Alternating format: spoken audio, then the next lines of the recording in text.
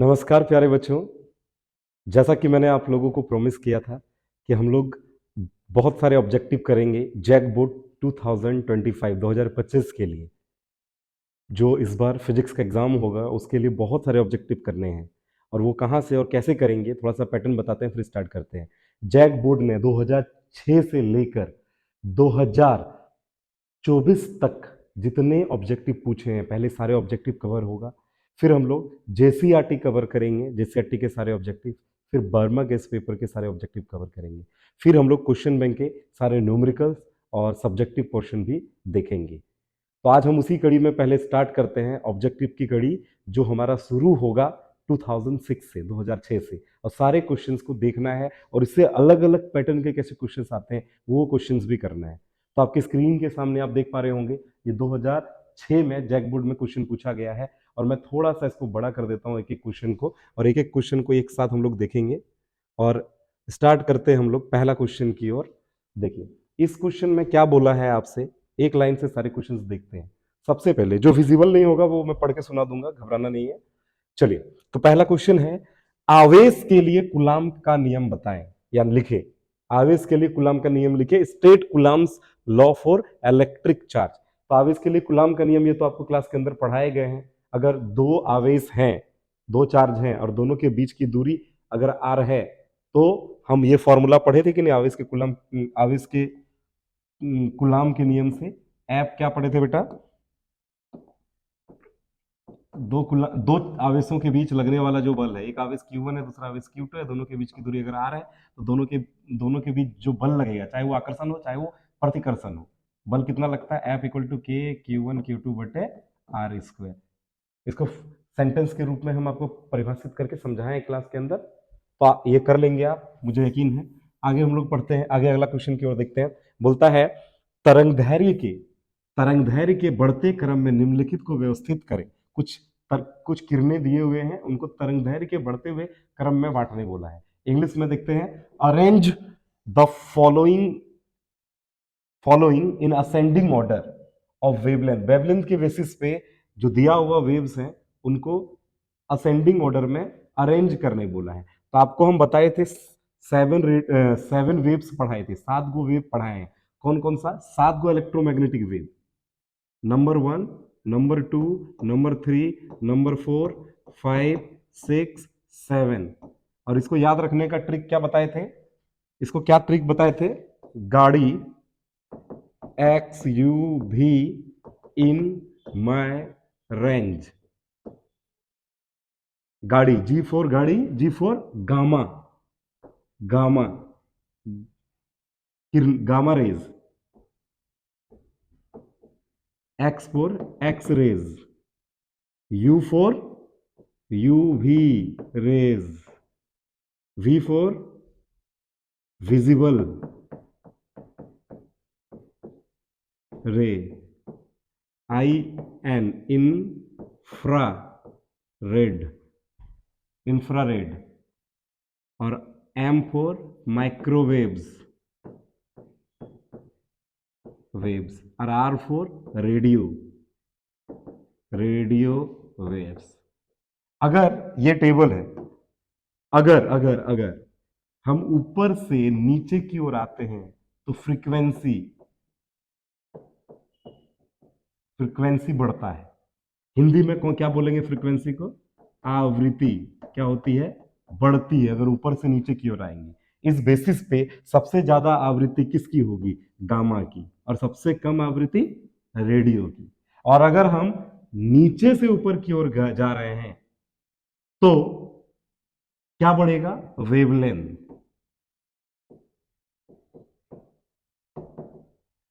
हिंदी में बोले तो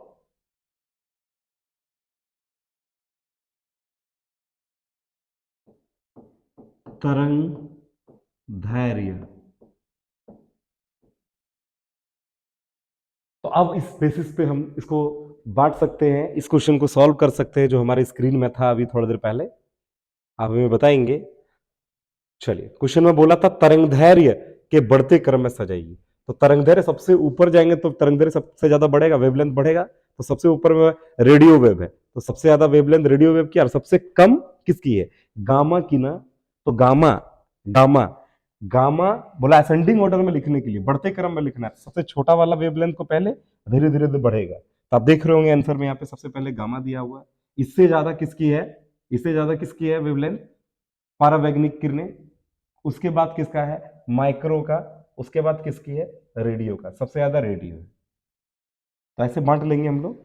आगे हम लोग देखते हैं, अगला क्वेश्चन है, अगर आपको नहीं दिख पा रहा मैं पढ़ देता हूं। प्रकाश की कर्णिका प्रकृति को दर्शाने वाली किसी एक घटना का नाम बताएं। नेम द फिनोमिनन जो पार्टिकल नेचर को दर्शाता हो। कौन सा फिनोमिना है जो पार्टिकल नेचर को बताएगा, वो फिनोमिना क्या है हमारा, वो फिनोमिना हमारा क्या है। इसको आप मत देखिएगा, एक फोटो इलेक्ट्रिक इफेक्ट करके हम आपको पढ़ाएं। क्या पढ़ाएं, photo electric, photo electric effect,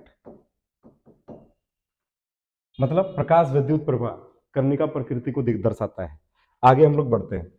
आगे बोलता है वर्जित ऊर्जा क्षेत्र क्या है, what is forbidden energy gap. ये नहीं करवाया आप लोगों को, ये वर्जित ऊर्जा अंतराल मतलब वैलेंस बैंड, संयोजी बैंड और चालन बैंड यानी कंडक्शन बैंड। वैलेंस बैंड और कंडक्शन बैंड के बीच का जो गैप होता है उसको फॉरबिडन एनर्जी गैप कहते हैं। मतलब वैलेंस बैंड और कंडक्शन बैंड मतलब संयोजी बैंड और चालन बैंड के बीच के ऊर्जा का अंतर कहलाता है हमारा वर्जित ऊर्जा अंतराल। क्लास के अंदर मैंने करवाया था, ये हो जाएगा। अगला क्वेश्चन है टेलीविजन प्रसारण। ये तो इस बार सिलेबस में ये नहीं है, इसको आप मत करिएगा। अगला क्वेश्चन अब हम लोग नहीं देखेंगे क्योंकि इसमें 5 ही ऑब्जेक्टिव है। 1 मार्क्स का क्वेश्चन कितना था, 5 ही। ऑब्जेक्टिव नहीं, 1 मार्क्स का क्वेश्चन आपका आंसर लिखने वाला पहले पूछा जाता था, तो वो हमने देख लिया है। आगे हम लोग बढ़ते हैं, आगे हम लोग बढ़ते हैं 2006 के बाद 2007 में। और 2007 के सारे ऑब्जेक्टिव्स वगैरह जो 1 मार्क्स क्वेश्चन है और जो ऑब्जेक्टिव है वो सारे हम लोग करेंगे। तो क्या बोला गया है इस क्वेश्चन में, देखते हैं हम लोग। सबसे पहले इसमें बोला गया प्रतिरोधकता का ऐसा ही मात्रक क्या है। प्रतिरोधकता, प्रतिरोध तो हम लोग जानते हैं, प्रतिरोध R इक्वल टू क्या होता है, रो एल बाय ए। ये फॉर्मूला निकाले थे, लेकिन प्रतिरोध का इससे पहले फॉर्मूला क्या पढ़े थे, R बराबर क्या होता है, V बाय आई।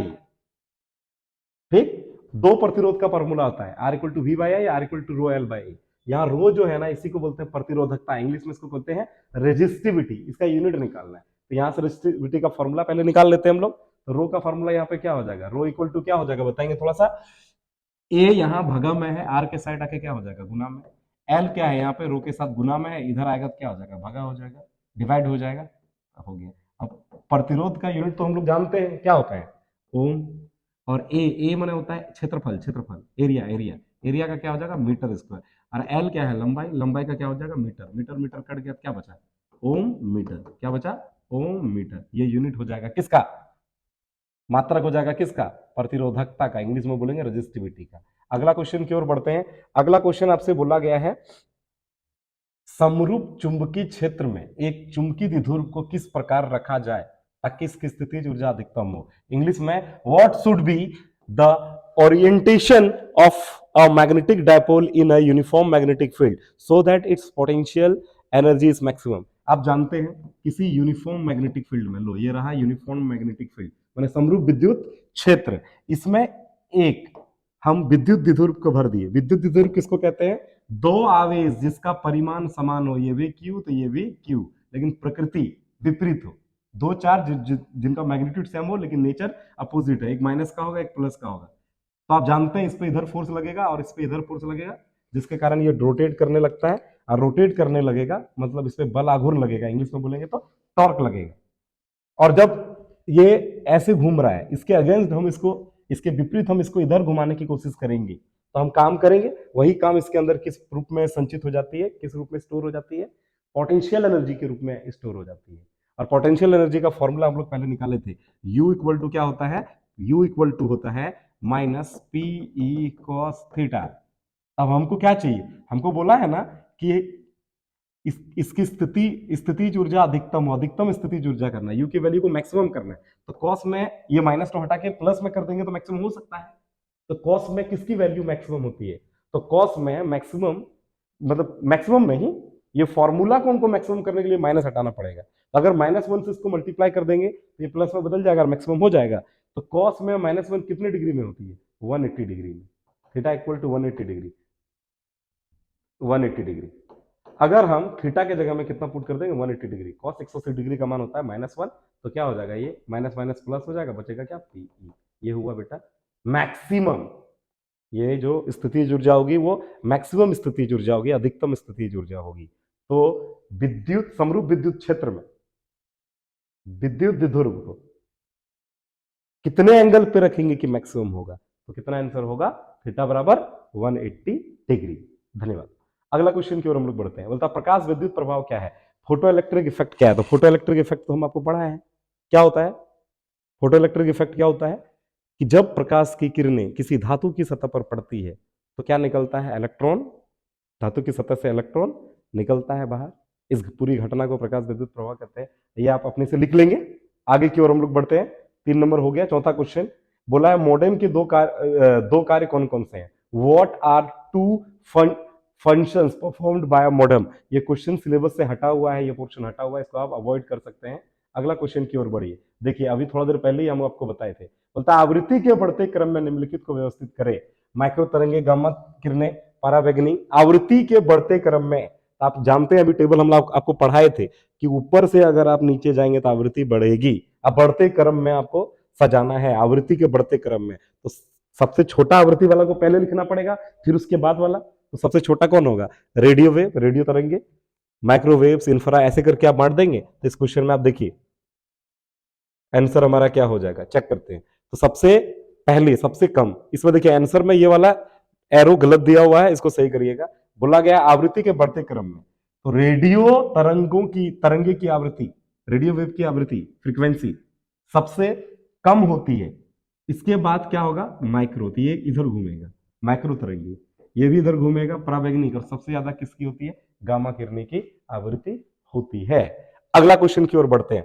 ये 5 ही देखना था इसमें, आगे की ओर बढ़ते हैं। 2006 और 7 कंप्लीट हो गया है, हम आगे की ओर बढ़ेंगे 2008 की ओर।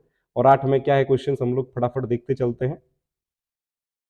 2008 में अब क्वेश्चन क्या है समझिए। देखिए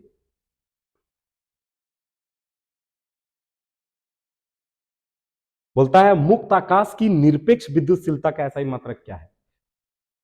बच्चों मुक्त आकाश की निरपेक्ष विद्युतशीलता, इंग्लिश मीडियम वाले बच्चे क्या बोल रहा है, व्हाट इज द ऐसा unit of absolute permittivity of free space.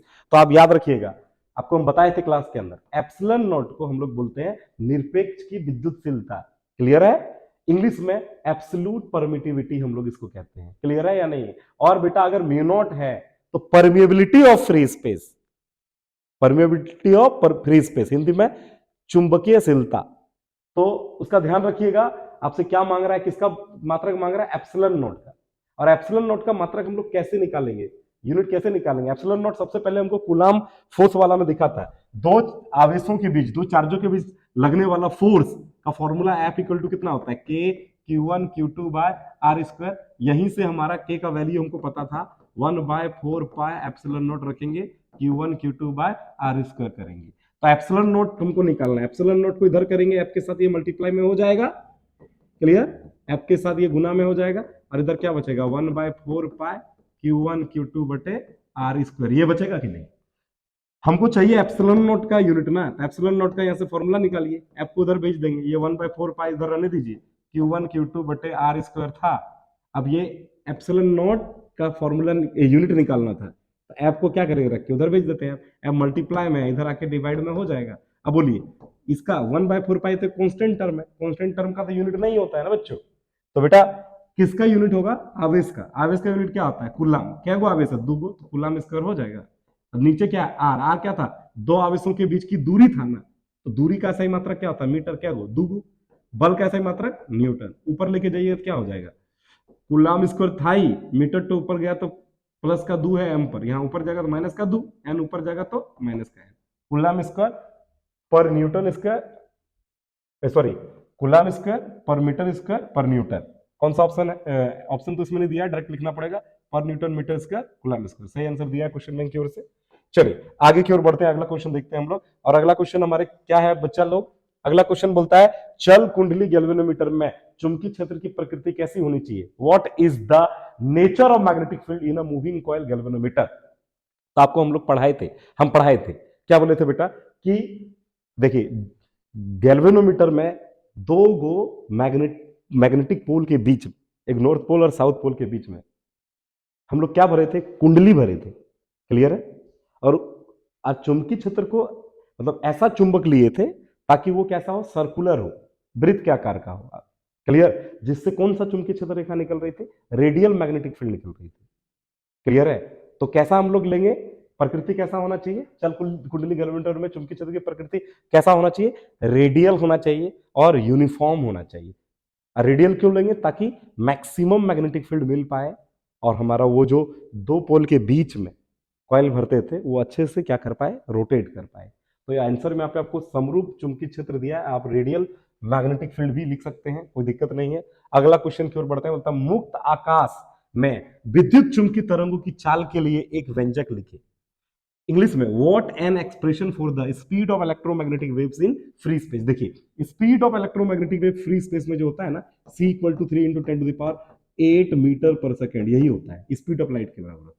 और इसका फॉर्मूला याद है आपको, हम पढ़ाए थे क्लास के अंदर, 1/√μ0ε0 होता है। ये फॉर्मूला है, c इक्वल टू 1/√μ0ε0। क्लियर? लेकिन अगर बोलेगा इलेक्ट्रोमैग्नेटिक वेव का किसी मटेरियल में, इसमें बच्चों किसी मटेरियल में स्पीड का फॉर्मूला पूछेगा तो c इक्वल टू क्या करिएगा बेटा आप लोग, 1/√μ0ε0 नहीं, सिर्फ म्यू और एप्सिलॉन, एप्सिलॉन नॉट नहीं लेंगे, म्यू और एप्सिलॉन हो जाएगा किसी भी मीडियम में। समझ में आया? अगला क्वेश्चन की ओर बढ़िए, बोलता है प्रकाश सेल किस सिद्धांत पर कार्य करता है, what is the principle of photo cell. Photo cell नाम से क्लियर हो रहा होगा, फोटो सेल जो क्या करता होगा, सेल क्या देता है हमको, विद्युत ऊर्जा देती है, इलेक्ट्रिक एनर्जी देती है। और लिया क्या, फोटो मतलब क्या होता है, फोटो मतलब फोटोन, फोटोन मतलब क्या हुआ, लाइट, लाइट एनर्जी लेकर किसमें बदल के दिया हमको, विद्युत ऊर्जा में दिया बच्चों। तो प्रकाश सेल किस सिद्धांत पर कार्य करता है, प्रकाश ऊर्जा का विद्युत ऊर्जा में परिवर्तन के सिद्धांत पर कार्य करता है। क्लियर है या नहीं है? अच्छा, एनालॉग सिग्नल, ये वाला आप लोग का सिलेबस से हटा दिया गया, हम पहले बता चुके थे। आगे ये तो अच्छा, एक क्वेश्चन 5 नंबर तक ही देखना था, लेकिन ये क्वेश्चन याद रखिएगा, समविभव पृष्ठ की परिभाषा दे। क्या था, याद है आपको? ऐसा सतह जिसके हर एक बिंदु पर विद्युत विभव का मान समान होता है, ऐसा सरफेस जिसके हर एक पॉइंट पे इलेक्ट्रिक पोटेंशियल का वैल्यू सेम होता है, उसको क्या कहते हैं, समविभवी पृष्ठ या इक्विपोटेंशियल सरफेस। इसकी विशेषताएं आपको क्लास के अंदर पढ़ा है, ये बहुत इंपॉर्टेंट है, आने की संभावना पूरी है। क्लियर? आगे हम लोग बढ़ते हैं, ये हमारा यहां तक हो गया था। अच्छा, इस बार एक क्वेश्चन और भी है नीचे, विद्युत चुंबकीय प्रेरण के लिए फैराडे का नियम लिखिए। Faraday laws of electromagnetic induction, ये वाला भी बहुत इंपॉर्टेंट, इसको छोड़ना नहीं है। दो नियम है, दोनों एकदम अच्छे से कर लीजिएगा। चलिए अगला बढ़ते हैं हम लोग ईयर की ओर, 2008 हो गया है, 2000 हम लोग 9 की ओर बढ़ते हैं। 2009 में क्या है देखते हैं, क्वेश्चन ऑब्जेक्टिव वगैरह। चलिए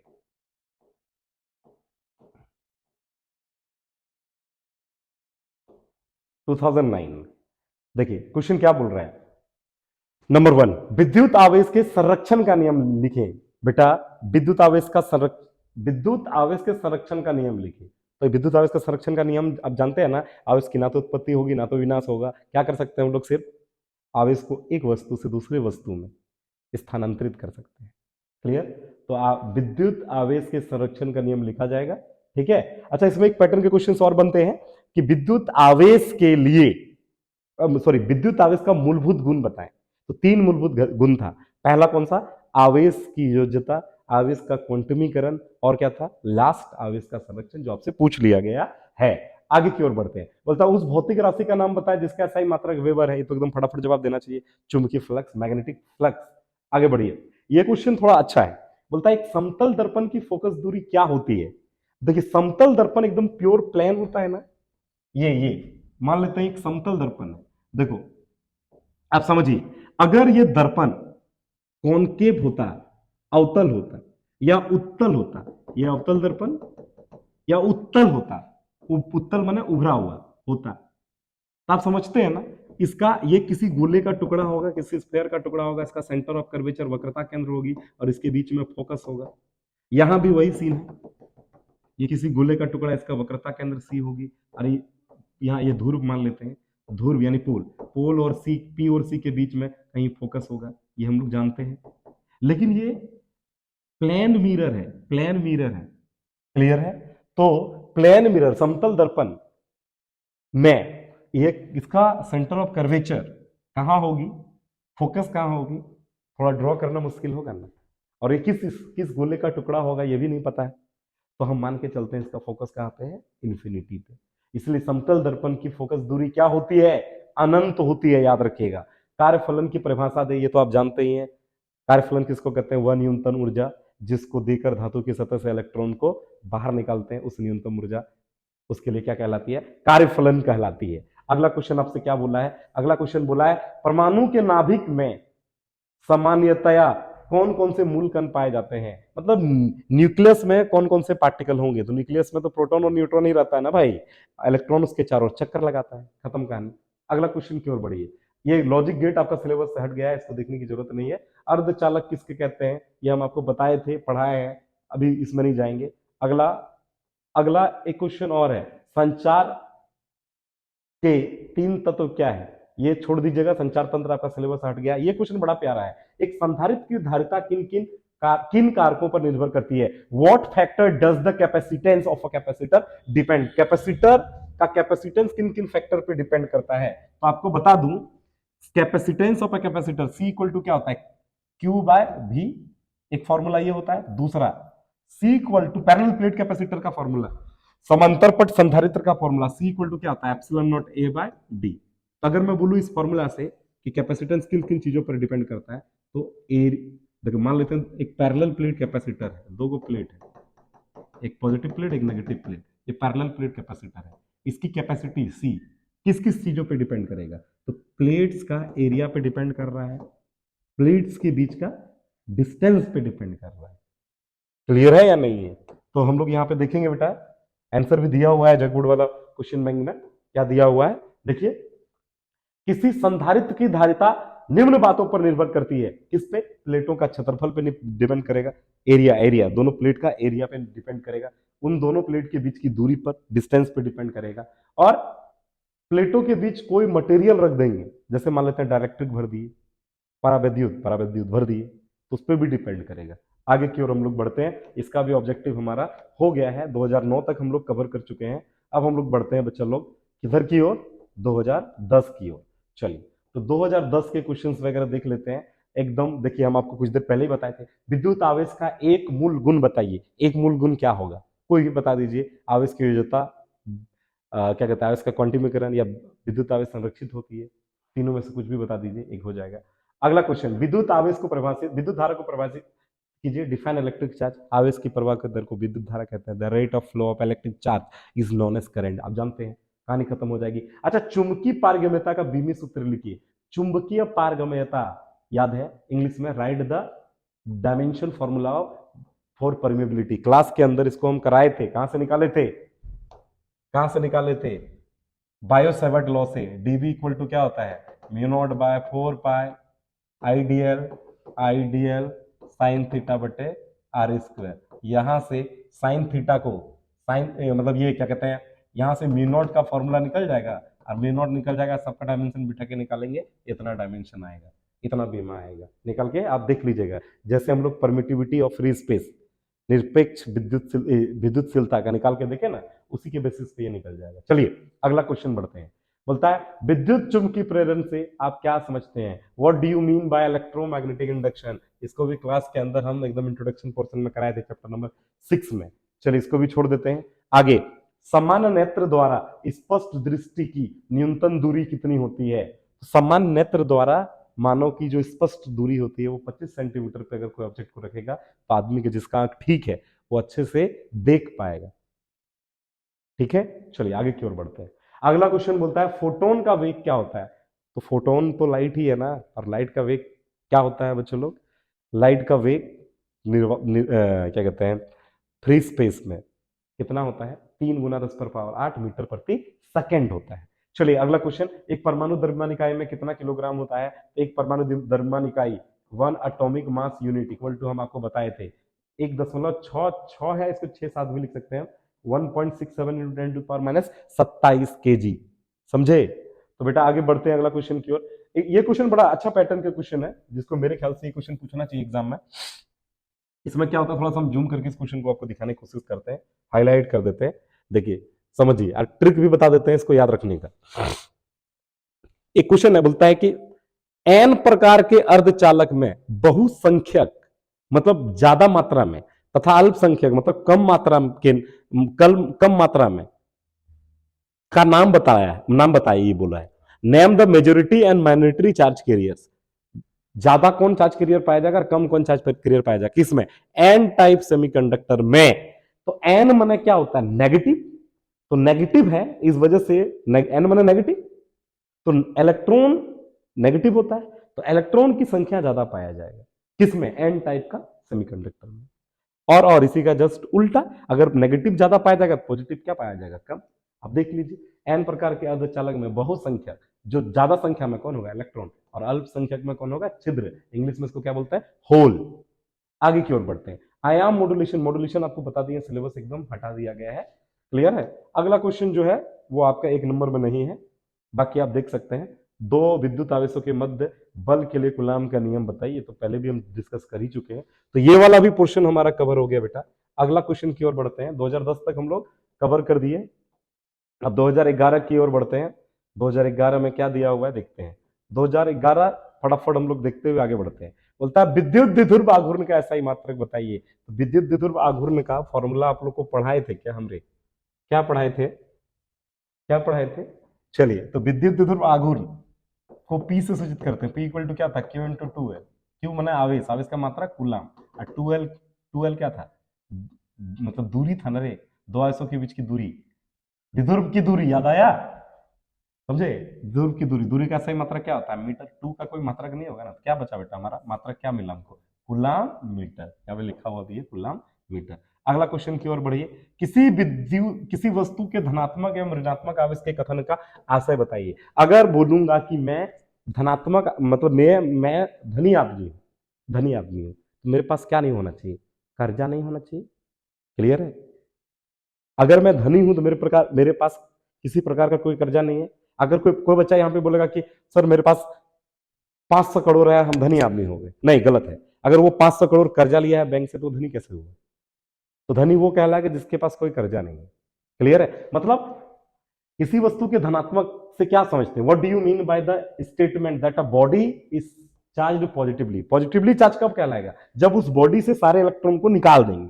पढ़ के देखिए, जब किसी उदासीन वस्तु से इलेक्ट्रॉन निकलता है, एक न्यूट्रल ऑब्जेक्ट है, न्यूट्रल माने उदासीन वस्तु है, और उससे सब इलेक्ट्रॉन को निकाल दीजिए, तो क्या बचेगा उसके अंदर, प्रोटॉन। उदासीन वस्तु से आप क्या समझते हैं, उदासीन वस्तु मतलब जितना प्रोटॉन उतना ही क्या, जितना प्रोटॉन उतना ही इलेक्ट्रॉन ना रे बच्चा, दोनों मिलकर उदासीन करेगा ना वस्तु को। तो अगर सारा इलेक्ट्रॉन को निकाल दे तो क्या बचेगा, खाली प्रोटॉन, प्रोटॉन माने पॉजिटिव। तो अगर कोई वस्तु उदासीन वस्तु से हम इलेक्ट्रॉन को निकाल देंगे तो क्या बचेगा, तो वो बॉडी, तो कैसा कहलाएगा, धन आवेशित, माने पॉजिटिवली बॉडी कहलाएगी। और इसी का जस्ट उल्टा, अगर किसी बॉडी को नेगेटिवली करना है तो सारे पॉजिटिव को हटा देते हैं, क्लियर है। चलिए ध्यान रखिएगा, आगे बढ़िए। बोलता व्हीटस्टोन ब्रिज कब सबसे ज्यादा सुग्राहक होता है, what is the when is a Wheatstone bridge most sensitive. तो देखिए व्हीटस्टोन ब्रिज, अगर आपको कहानी याद होगी, तो व्हीटस्टोन ब्रिज में क्या गो प्रतिरोध होता है, क्या गो रेजिस्टेंस होता है, 4 गो। एक गो P लिए होंगे हम लोग क्लास के अंदर इसको, और Q लिए होंगे इसको, R लिए होंगे इसको, और ये हमारा क्या था, S था। तो ये कब मोस्ट सेंस, अरे इसके बीच में को गैल्वेनोमीटर जोड़ देते हैं। तो बोलता है कि ये कब सबसे ज्यादा सेंसिटिव होगा, जब ये चारों रेजिस्टेंस इक्वल होगा ना, जब चारों प्रतिरोध बराबर हो जाए, मान लेते हैं 1 ओम 1 ओम या 2 ओम 5 ओम, सब पांचों चारों जो है 5-5 ओम हो, या मतलब बराबर हो, चारों का प्रतिरोध बराबर हो, तो हम लोग इसको क्या बोलेंगे, तो ऐसे ऐसे मतलब व्हीटस्टोन ब्रिज को हम लोग बोलेंगे कि वो संतुलित है, सुग्राहिक है, क्लियर है। अगला क्वेश्चन की ओर हम लोग बढ़ते हैं। अगला क्वेश्चन क्या कहता है, बोलता है स्थायी चुंबक बनाने के लिए किस प्रकार का पदार्थ का व्यवहार किया जाता है, what type of material is used to make क्या, परमानेंट मैग्नेट। तो परमानेंट मैग्नेट को बनाने के लिए हम लोग सबसे अच्छा जो मटेरियल माना जाता है वो है फेरोमैग्नेटिक मटेरियल, जिसमें मतलब हिंदी में बोले तो फेरोमैग्नेटिक पदार्थ, जैसे कि इस्पात, निकेल, कोबाल्ट इत्यादि। धन्यवाद। अगला क्वेश्चन की ओर बढ़ते हैं। वर्ण विक्षेपण क्या है, व्हाट इज डिस्पर्शन। डिस्पर्शन क्या है, जब प्रकाश की किरणें 7 रंगों में बढ़ जाती है, तो प्रकाश की एक श्वेत प्रकाश जब प्रिज्म से होकर गुजरता है, 7 रंगों में बढ़ जाता है। इसी घटना को प्रकाश का क्या कहते हैं? वर्ण विक्षेपण कहते हैं। ये तो क्लास के अंदर अच्छे से हुआ था। एक अणु का आकार क्या होता है? अणु का आकार मतलब सॉरी, एक अणु, अणु इंग्लिश में बोले तो what is the size of atom, atom का साइज क्या होता है? तो क्लास के अंदर भी हम बताए थे ये बात, 10 to the power minus 10 metre होता है। न्यूक्लियस का साइज क्या होता है? 10 पर पावर माइनस 15 होता है, 15। अगला क्वेश्चन की ओर बढ़िए। ये तो लॉजिक गेट तो हटा ही दीजिए आप, गेट से क्वेश्चन नहीं पूछेगा। अगला क्वेश्चन बोल रहा है उस संधारित्र का नाम बताइए जिसकी क्षमता अनंत होती है। तो बेटा वो संधारित्र, देखो पृथ्वी भी एक संधारित्र की तरह काम करता है, एक तरफ पॉजिटिव प्लेट एक तरफ नेगेटिव प्लेट, तो पृथ्वी से बड़ा है कुछ नहीं। तो बोलता है उस संधारित्र का नाम बताइए जिसकी क्षमता अनंत हो। नेम द कंडक्टर, कैपेसिटर होना चाहिए यहाँ पे, विच हैज इन्फिनिटी कैपेसिटी, जिसकी कैपेसिटी इन्फिनिटी हो, तो वो है अर्थ, याद रखिएगा। तो चलिए इस कड़ी में आज हम लोग 2011 तक के क्वेश्चंस किए हैं। अगला कड़ी में हम लोग 15 तक पहुंचेंगे, फिर 20 तक पहुंचेंगे, फिर 24 तक पहुंचेंगे। देखते हैं जितना जल्दी जैसे हो सके करवाएंगे। तो उम्मीद करते हैं आप लोगों को ये वीडियो यूजफुल लगा होगा। और चूंकि ये पहला वीडियो था तो हो सकता है थोड़ा बहुत मैं भी नर्वस हुआ होऊंगा। अगला वीडियो प्रॉमिस रहेगा कि इससे बेटर आएगी और अच्छे कॉन्सेप्ट के साथ आएगा। चलिए, तो अगर आपको ये वीडियो अच्छा लगा हो तो अपने दोस्त मित्रों को भी शेयर करिए। जो मेरे इंस्टीट्यूट में नहीं पढ़ता है उन बच्चों तक भी ये मैसेज पहुंचाइए, इनको शेयर करिए, और ताकि उन बच्चों की भी मदद हो सके। और इस बार आप याद रखिएगा, रुकना नहीं है, झुकना नहीं है। जिस भी कंडीशन में होगा, जैसे भी होगा, हमें रिजल्ट अच्छा करना है। बेटा देखो, मैं क्लास के अंदर बार बार आप लोगों को बोलता हूँ ना, अंत भला तो सब भला। तो अभी जो टाइम बचा है ना, जी जान से लगिए। क्लियर है? आलतू फालतू चीजों में कोई ध्यान मत दीजिए। एक महीना अपने आप को इतना घिस दीजिए, मैं बार बार क्लास के अंदर भी ये बात कहता हूँ कि इतना घिस दीजिए, इतना घिस दीजिए अपने आप को कि आपकी चमक से आपके गांव मोहल्ले शहर रोशन हो जाए। चलिए, धन्यवाद।